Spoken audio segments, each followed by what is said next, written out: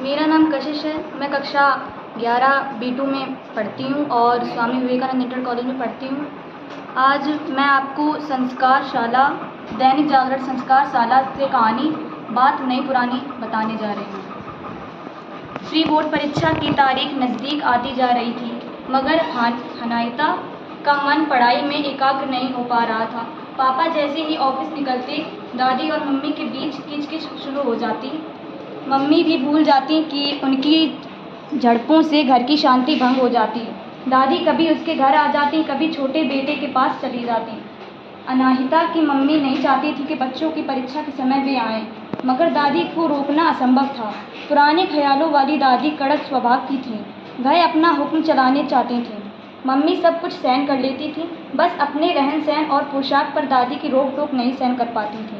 दादी भी अपनी आधुनिक बहू को बिना टोके मानती नहीं थी, यह जानते हुए भी कि टोकते कि वह भड़क जाएंगी। दादी को कतई नहीं पसंद था कि अना पुराने कपड़े का नाम या मम्मी छोटे कपड़े पहने। अना तो पढ़ाई के नाम पर अपने कमरे में घुसी रहती थी। दादी कभी कभार झांक जाती थी। मम्मी को टाइट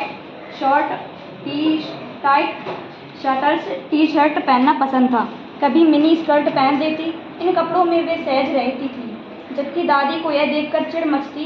दादी और मम्मी की तीखी बहसों से अना परेशान हो चुकी थी। वह शिकायत करे भी तो किससे? पापा दोनों के बीच पड़ते नहीं थे। वह समझ गए थे कि उनकी माँ शहरी जीवन के साथ तालमेल नहीं बिठा पा रही हैं। माँ को एक ऐसी बहू चाहिए थी जो उनकी हर बात मानती, सुबह जल्दी उठकर नहा धोकर पूजा में उनकी मदद करती। लेकिन मम्मी का अलग रूटीन था। दोनों की सुबह में भजन और फिल्मी गाने जितना अंतर था। सुबह ही मम्मी को तंग नाइट ड्रेस देखकर दादी भड़क गई। सुबह सुबह जाने कैसी ड्रेस पहनती हो? पूजा के समय भी ऐसे कपड़े पहनोगी तो अना भी तुम्हारी तरह पहनेगी। भगवान और बुजुर्गों का नहीं, बच्चों का तो ख्याल रखो। मम्मी जी प्लीज़, मैं पक गई हूँ आपकी यह बात सुनकर। अब आप बस भी करिए, यह मेरी निजी मामला है। मेरा इस तरह की बहसें सुनकर अना को समझ ही नहीं आता था कि कौन गलत और कौन सही है। मम्मी चिढ़कर कहती, दादी पुराने विचारों की हैं। दादी झुंझला उठती, तेरी मम्मी तुझे भी अपने जैसे बना देंगी।